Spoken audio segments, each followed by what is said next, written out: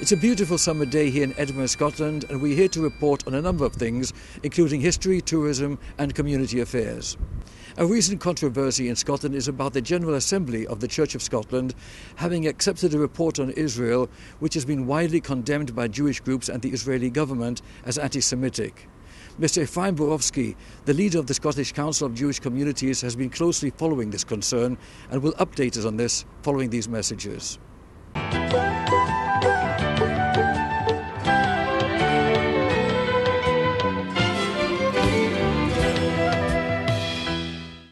With us now is Ephraim Borowski, leader of the Scottish Council of Jewish Communities. It's a pleasure and privilege to have you with us, sir. And you. This is a rather interesting day. You actually had a meeting with the First Minister with regard to some intercommunal problems and situations, I understand. Please tell us of this.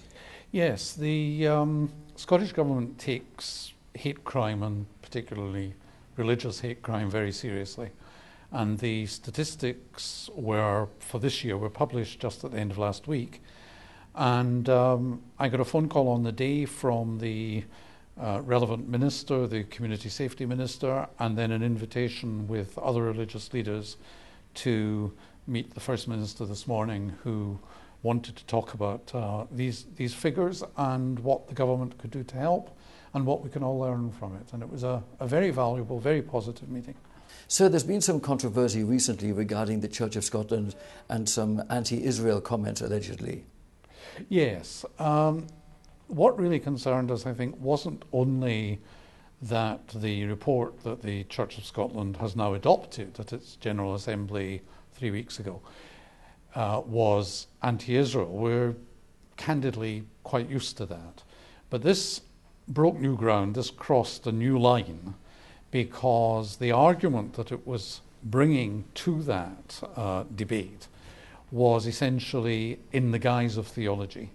And there were elements of supersessionism, so-called replacement theology. They were selecting for themselves who to quote from the Jewish community. They didn't cite any mainstream Jewish sources.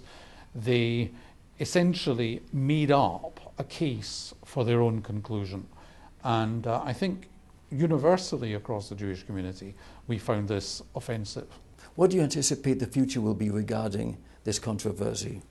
Well, the way it came to a head at the end of the General Assembly debate was that somebody from the floor proposed an amendment to what they call a deliverance, the motion or resolution, proposing that there should be continuing dialogue with the Jewish community. And unfortunately, although that was perfectly compatible with the report, that was rejected. So the line that we've taken is that the Church of Scotland, in its General Assembly, with more than 700 people voting, overwhelmingly rejected a call for continuing dialogue with the Jewish community. And we therefore have no alternative but to say that they have closed the door. Now, I have to make it very clear that whether the door is closed or not, it remains possible for them to knock on it, and we will open it from our side and we will continue dialogue with them. There are many things that we have tried to discuss with the Church of Scotland over the last, let's say, year to 18 months that they have simply not been interested in talking about. And it seems to us that they are fixated on their somewhat perverse view of the Middle East. They are not interested in Palestinians, or else they would be interested in Palestinians in Lebanon, Palestinians in Syria, Palestinians in the Gaza Strip. They are only interested in the conflict in Israel, and they are not interested in what we are telling them is the experience of Jewish people in Scotland, which is unfortunately affected by this kind of extreme rhetoric. So interestingly, a large part of the facts are simply overlooked or omitted. Oh yes, absolutely. It's a very short report. In fact, it's barely worthy of the title of report. The document is only about 6 pages plus their summary and the resolution at the end.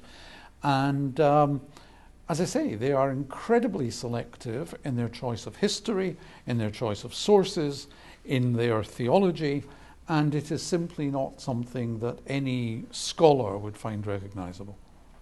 In this day and age, this is all rather astonishing. Would you say that things are more anti-Semitic in Scotland than in the past?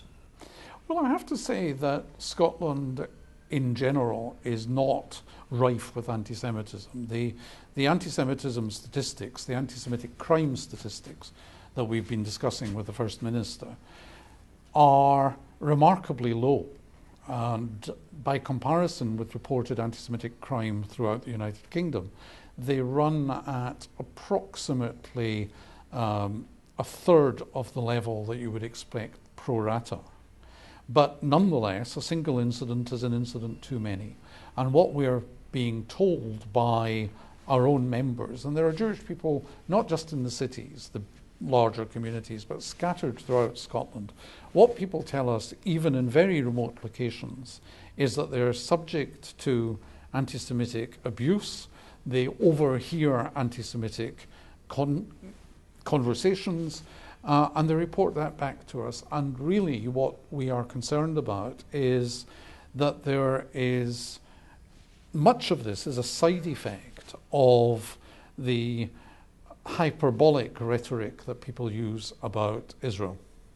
How do you see the challenges facing the Jewish community as a whole in Scotland at the present time?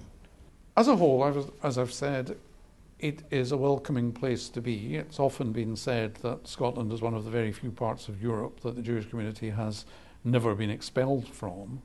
The First Minister repeatedly says that the Declaration of Arbroath, which he sees as the founding document of modern Scotland, actually refers to there being no distinction between Jews and Greeks. That's a quotation from the New Testament, but he uses it to show that a multicultural Scotland has been part of the Scottish persona, if you like, for centuries.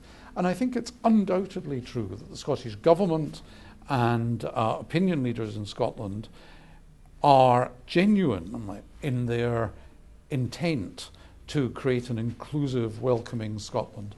The problem is that very often some people only see that in their own terms.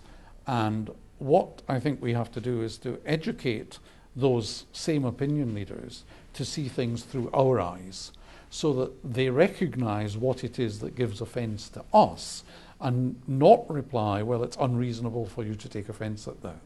Has terrorism on the part of Muslims in the present era, has this added to greater stress and strain between communities here in Scotland?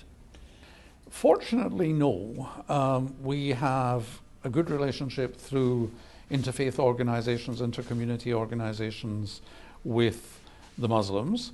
The government, again, has gone out of its way to make sure that they don't demonise the entire Muslim community because of the activities of a couple of crazies. The couple of acts of terrorism, attempted terrorism, that there have been in Scotland, the attack on Glasgow Airport, for example, were perpetrated by outsiders. The Muslim community in Scotland seems to be very well integrated. Its demography is different from the Muslim communities in London and in France, for example. And by and large, I think we see a well-integrated, as I say, multicultural Scotland developing, which includes the Muslims, the Jews, and for that matter, the Buddhists and the Hindus, as well as increasingly well-integrated Catholic and Protestant communities with a dramatic drop in sectarianism just in these same statistics. So before we conclude, tell us about the Being Jewish in Scotland programme. Well, this was a very interesting thing because it was government funded, and they gave us this grant because of concerns that we'd raised about low-level, and I have to stress, very low-level anti-Semitism in Scotland. And they wanted to know whether some of the anecdotes that we had reported to them were typical. So they gave us funding, and we employed a project worker. We put out a questionnaire. We invited responses on the internet. We held meetings literally throughout Scotland, from right down in the southwest all the way up to the Northern Islands. We think we found the most northerly Jew in Scotland in one of the Northern Isles of the Shetlands. And we got well over 300 responses, which is a very good return from a community that the government estimates at 6,500 people, and I would put maybe nearer 10. So very good rate of return. And what we discovered was that there are people everywhere, that they welcome every possible contact, and in remote areas this is very unusual. So we put up posters, we arrange an event, and we get people coming to that event who have never had any contact with the formal community whatsoever. They come along and they're now part of a network. And I think one of the messages, both for us and for government, is that you can't deal with minority communities only through their formal local structures, because there are people scattered absolutely everywhere, and they do need support. And we are delighted that this project has given us the opportunity to provide some of that support, and we're building on the back of it. What they told us about their experience, because the question we asked was about the breadth of the experience of Jewish people throughout Scotland. And what they told us was both positive and negative, as you would expect. People told us that they found Scotland a welcoming place, that it was a lovely place to live, that they wouldn't dream of going anywhere else. But on the other hand, 80% of them told us about negative experiences, from which, of course, we don't want to generalize, just as we don't want other people to generalize to all Jews from one nasty incident with some neighbour who happened to be Jewish.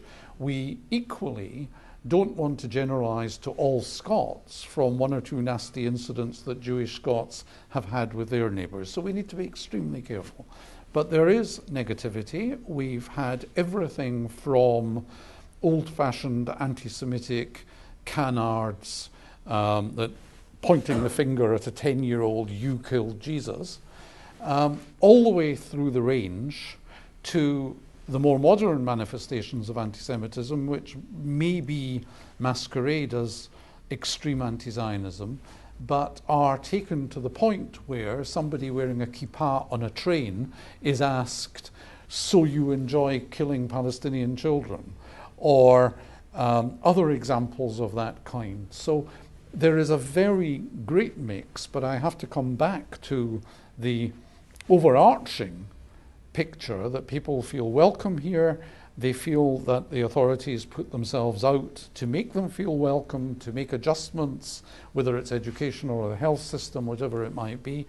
And by and large, Scotland is a good place to be a Jew, was the bottom line. What you said earlier comes back to my mind, and that is the Jewish gentleman you met in the Shetlands. It reminds me of the Frozen Chosen synagogue in Fairbanks, Alaska. Frozen Chosen community, so it's rather interesting that all the way up there. Anyway, a real pleasure having you on the show, sir. A real privilege. Thank you for asking me. Thank you very much. I'll be right back.